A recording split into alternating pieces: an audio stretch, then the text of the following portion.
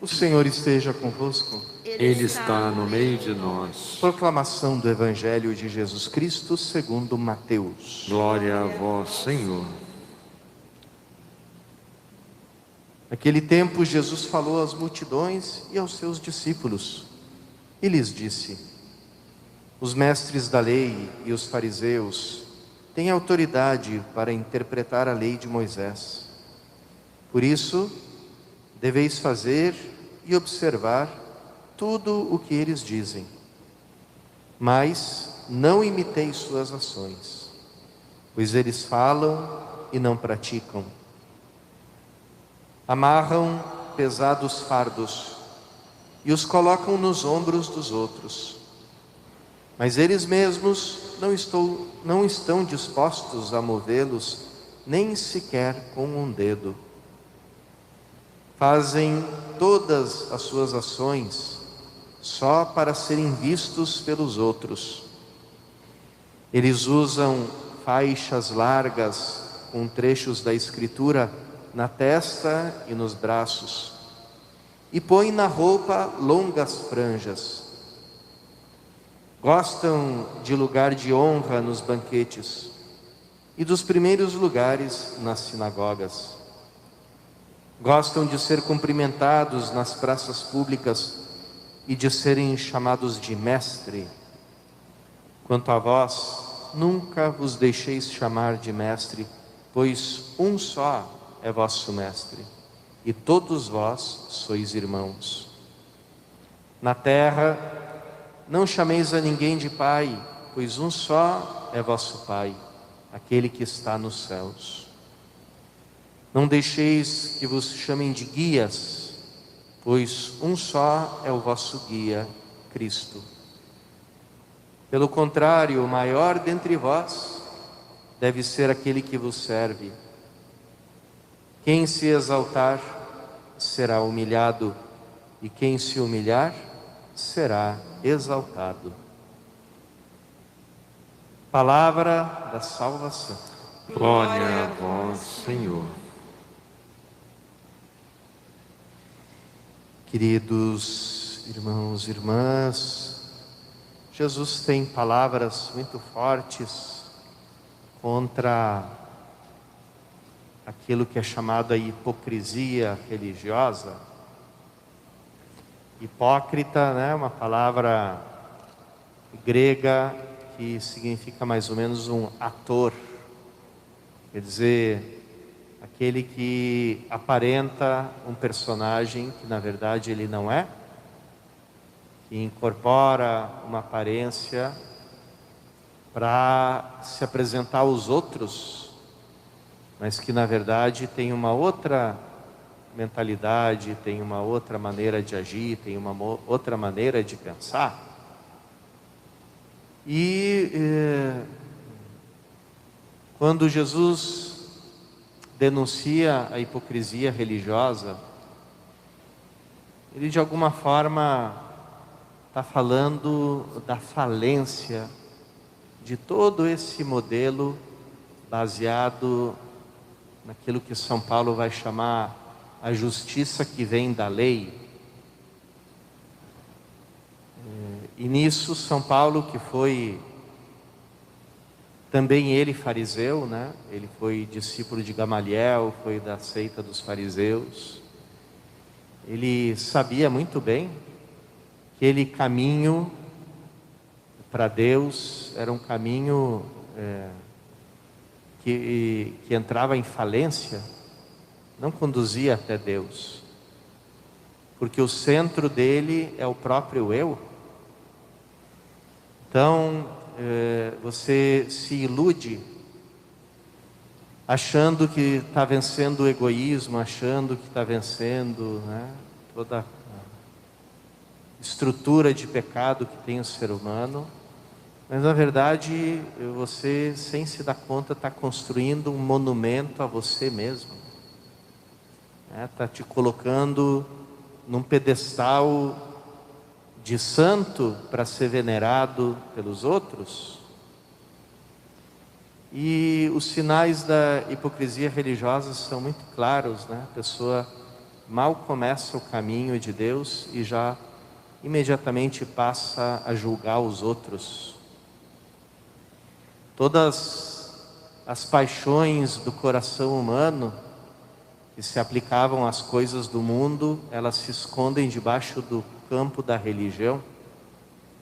Então existe o orgulho religioso, existe a vaidade religiosa, existe a ira, né? A ira escondida debaixo do manto da religião. Quanto já se matou, né, na história do mundo por causa dessa ira justificada aparentemente, né, justificada entre aspas pelo motivo religioso, e que a gente continua vendo por aí, né, aqueles que defendem a fé, mas defendem ela à maneira do mundo. Então, no fundo, fazem propaganda para o mundo, porque não conseguem se desvencilhar dessa maneira orgulhosa, dessa maneira baseada no grito, na violência, em todas as estratégias do mundo. Então, aquele que está defendendo a fé com violência, com orgulho, com arrogância, com palavrão, com insulto aos outros, ele está mostrando no fundo que, bom, então o mundo venceu, o mundo tem a última palavra, porque até eu que me converti a Cristo não consigo sair do mundo, não consigo deixar de pensar a modo do mundo. Então, todas as paixões, a vaidade,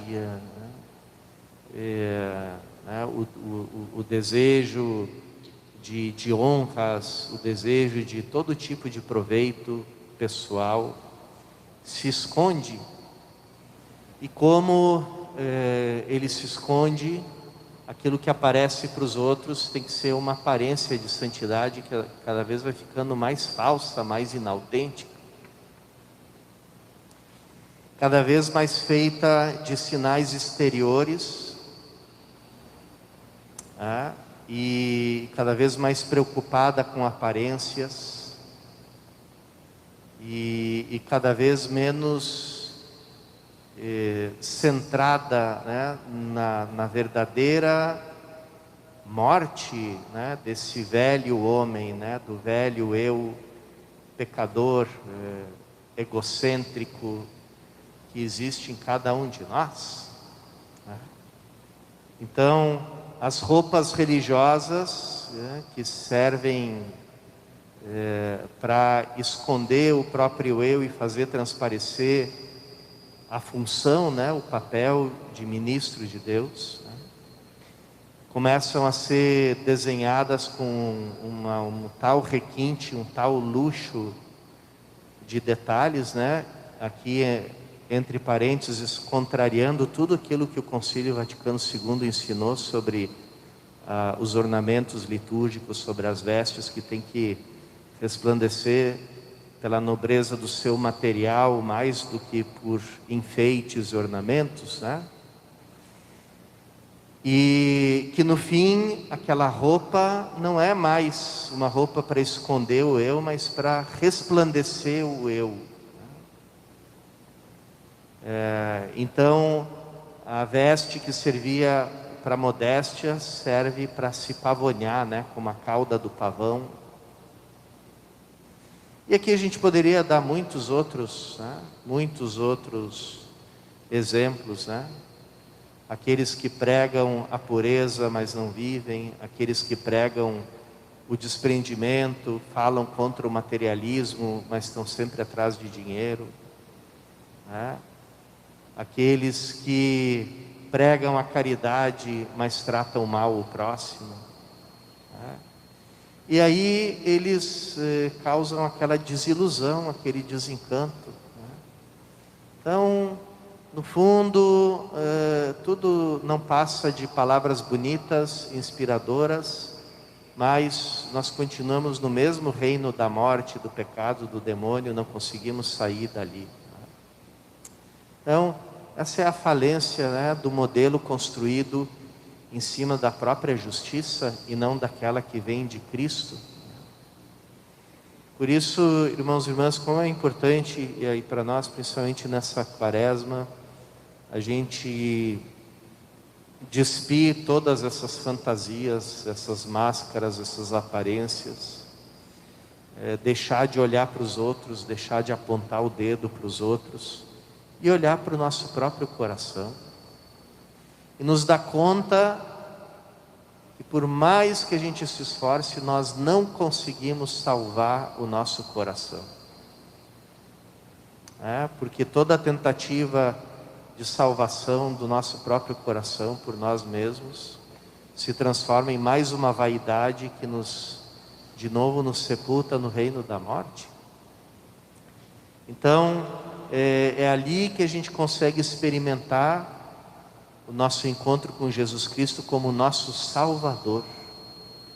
Só Tu podes me salvar do reino, do pecado e da morte. Só Tu podes me salvar do egoísmo. Só Tu podes me salvar da vaidade, do espírito de julgamento, do espírito de maledicência, do espírito de me colocar como superior aos outros, porque eu mesmo, pelas minhas próprias forças, não consigo. Peçamos essa graça, da simplicidade, da autenticidade na nossa relação com Deus, nessa Eucaristia que nós celebramos. A matéria-prima da Eucaristia é o vinho, e aqui no nosso rito latino, o pão sem fermento.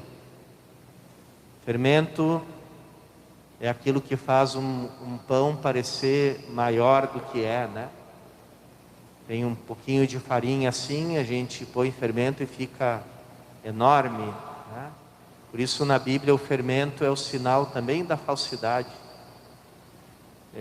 Ao comungar a Cristo, que vem a nós sob a forma do pão sem fermento, peçamos a Ele que tire da nossa vida todo o fermento da vaidade, da hipocrisia, do engrandecimento próprio, para sermos nós todos o pão puro de Cristo.